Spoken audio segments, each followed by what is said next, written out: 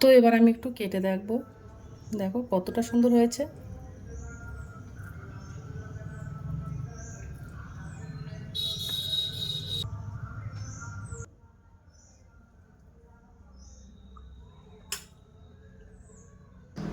Hello বন্ধুরা, তো আমি আজকে আবার অন্যদিনের মতো নতুন একটা রেসিপি নিয়ে এসেছি। আজকের রেসিপি হচ্ছে সুজির ক্যারামেল হালুয়া।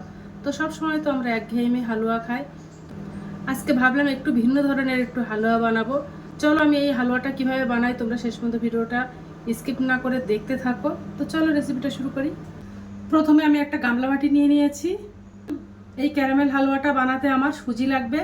তো দেখো এই বাটির আমি হাফ বাটি সুজি নিয়ে নিয়েছি, এর মধ্যে 100 গ্রাম সুজি আছে। তো সুজিটা আমি গামলা বাটিতে ঢেলে দেব।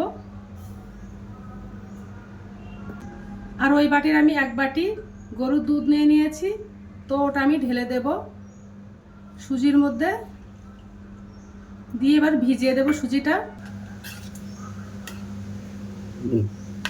এবার আমি 10 মিনিটের জন্য সুজিটা দুধ দিয়ে ভিজিয়ে রাখবো, তারপর রান্নাটা শুরু করব। তো প্রথমে দেখো উনানে আমি একটা কড়াই দিয়ে দিয়েছি, গ্যাসটা অন করে দেব। এই ক্যারামেল আমি হালুয়াটা পুরো ঘি দিয়ে বানাবো। তো দেখো এই বাটির আমি হাফ বাটি ঘি নিয়ে নিয়েছি। কড়াইটা গরম হয়ে গেছে, এবার আমি ঘিটা কড়াইতে দিয়ে দেব। ঘিটা গরম হয়ে গেছে, এবার আমি ওর মধ্যে কিছুটা কিশমিশ দিয়ে দেবো। কিশমিশগুলো ভাজা করে নেব।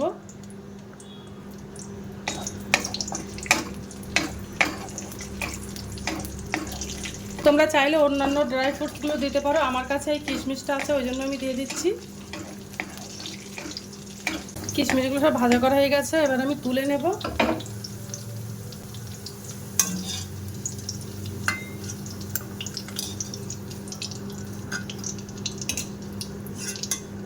এবার আমি ঘির মধ্যে হাফ বাটি চিনি দিয়ে দেব।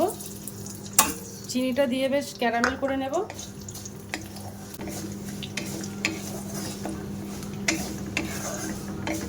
এইভাবে এই হালুয়াটা রান্না করলে কিন্তু অসম্ভব মজাদার হয়। তোমরা একবার বাড়িতে ট্রাই করতে পারো। আর ভিডিওটা ভালো লেগে থাকলে আমার চ্যানেলে একটা লাইক, কমেন্ট, শেয়ার এবং সাবস্ক্রাইব করে দেবে। দেখো আস্তে আস্তে ক্যারামেল হচ্ছে চিনিটা।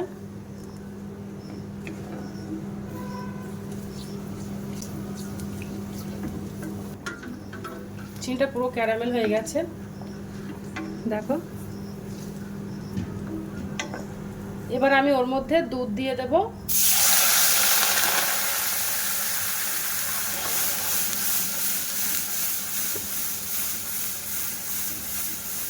চিনিটা গলিয়ে নেব।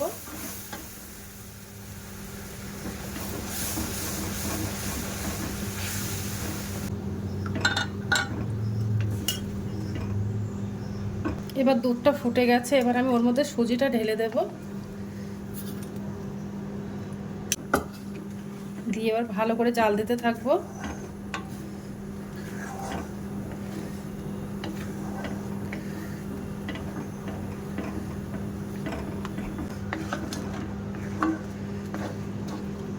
একটু লবণ দেব ওর মধ্যে, দিয়ে ভালো করে মিশিয়ে নেব।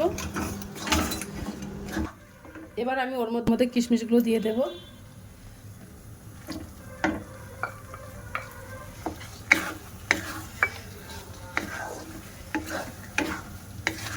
এভাবে নাড়তে থাকবো আমি। তো আর একটু ঘি দিয়ে দেব। এই ঘিটা দিলে খেতে কিন্তু অসম্ভব মজাদার হয়। ঘিটা দিয়ে দিলাম, দিয়ে এবার নাড়তে থাকবো।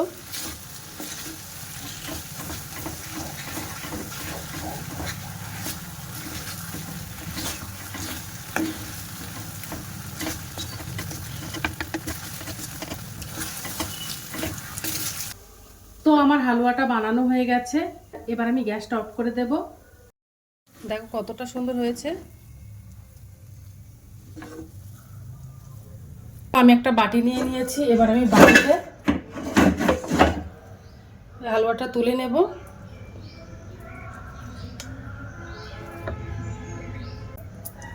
ভালো করে সেট করে নেব। এবার একটা প্লেটে ঢেলে নেব। দেখো প্লেটে ঢেলে নিয়েছি। দেখতে ভালো লাগার জন্য উপর থেকে একটু চেরি ফল দিয়ে দেব। এটা দেখতে ভালো লাগার জন্য দিয়ে দিলাম। একটু পেস্তা বাদাম দিয়ে দেব। দেখো কতটা সুন্দর লাগছে দেখতে। এই হালুয়াটা আমার বানানো হয়ে গেছে, কত সুন্দর লাগছে দেখতে। এই হালুয়াটা দেখতে যেমন সুন্দর, খেতেও কিন্তু দুর্দান্ত। তোমরা একবেলা বাড়িতে ট্রাই করতে পারো।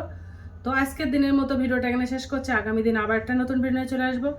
তো টাটা, বাই বাই, সবাই ভালো থাকবে, সুস্থ থাকবে। আগামী দিন আবার একটা নতুন ভিডিও দেখা হবে।